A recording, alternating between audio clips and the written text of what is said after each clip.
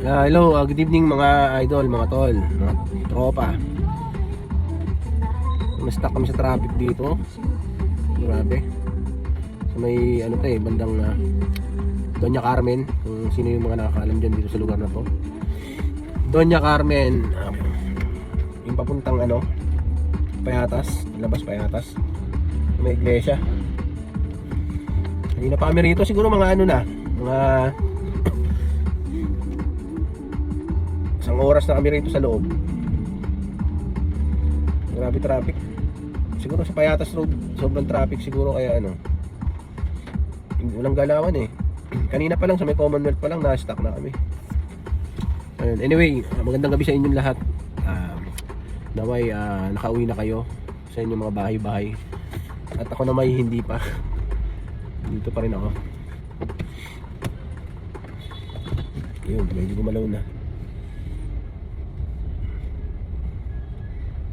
Tragis na yan. May nakabara kasi. May nakabarang malaking panghukay ba?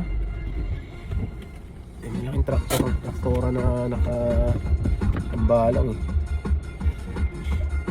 Ano nagawa na to Ba't may na naman dyan? Nakahambalang na naman.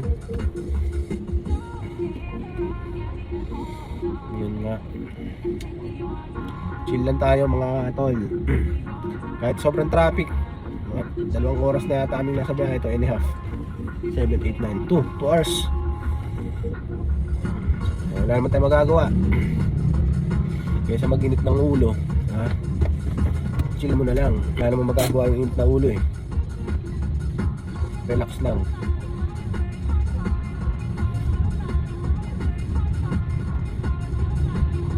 Dami namin nagipit dito, haba. Mula dun sa entrance ng Doña Carmen. Actually dun sa may rotonda pa lang sa may common, dun sa may pakaliwa ng Doña Carmen. Na-stuck na ako dun ng mga ilang minuto siguro, mga 30 minutes na siguro. Tapos pagpasok namin ng Doña Carmen, may mga may mga enforcer naman na ng trapiko. Kaso lang sobrang dami talaga ng volume ng sasakyan. Kasi nga siguro dahil yung mga uuwi ng Bulacan, yan. Sama-sama. Dito na nga kami dumaan sa may kabila sa may galing kami ng FCM, kung alam niyo yun guys. Galing kami FCM banda sa may Camaro Street. Doon na kami dumaan, doon na ako dumaan dahil sabi ko para mabilis ako. Dahil pupunta kami ng Rodriguez Papunta kami Rodriguez. Grabe, ang lintik. Ang haba ng traffic kanina. Tapos kanina pag mula doon sa entrance ng Doña Carmen hanggang dyan sa may palabas doon sa may simbahan ng iglesia, malamang dyan traffic din yung pagliko. Pero anyway, yun nga, sabi ko nga, relax lang tayo. Yung mga kasama ko dyan na comment kayo dito mamaya, yung mga kasama ko na na stuck sa traffic dito.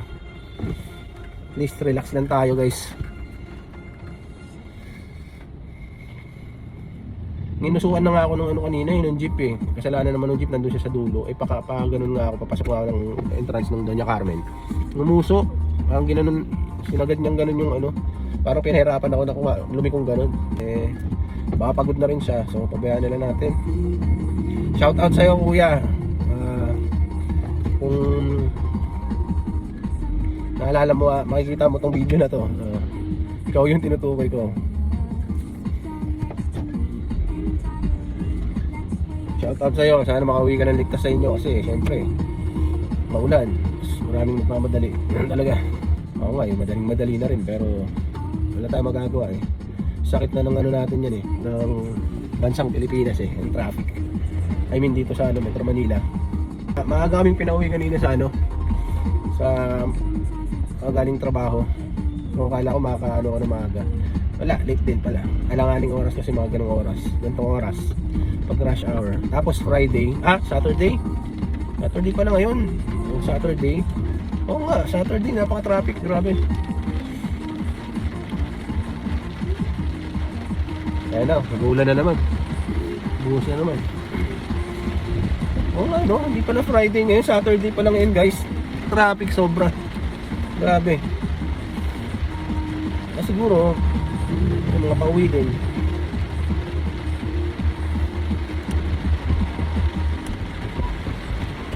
Kung papasok pa lang kayo nung Doña Carmen, kung kayo duman dito, Diyos ko, ang haba mula entrance hanggang sa palabas.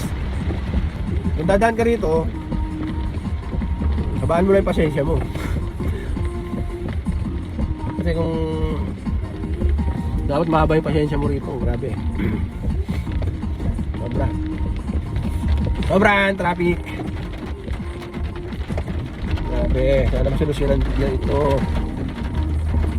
Ganitong pagkakataon. Tapos lalo na, nag-uulan pa.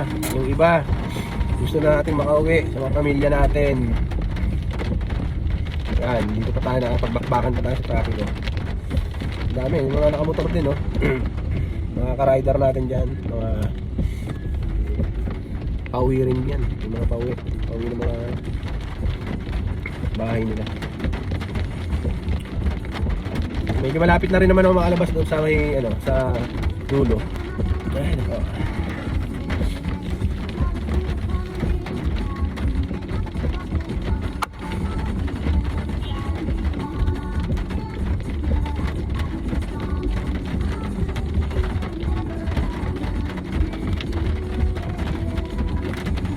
Woo! Sasayaw mo na lang talaga. Sayaw mo na lang. Kaya sa may iska.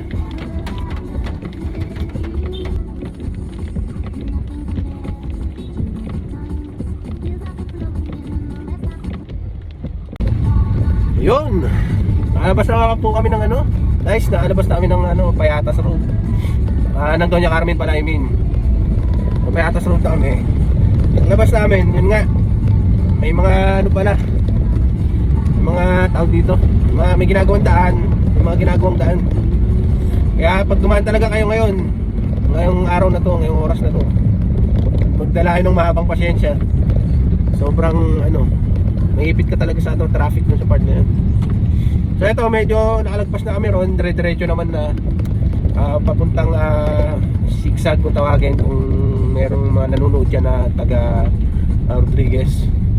Alam nila yan, pati namin zigzag. So ayun na, dami ng truck, mga palabas. Ngayon naman, na-expect ko, nalit na kami ng labas dun sa may Doña Carmen nga. For sure, dito naman tayo mata-traffic pagka pababa na ng ano, yung papasok na ng pababa ng zigzag. Yan ang pinaka ano naman dito. Kasi puro ano yan, puro truck naman, malalaking truck. Yung mga ginagamit sa ano, panghakot, mga panghakot yan eh.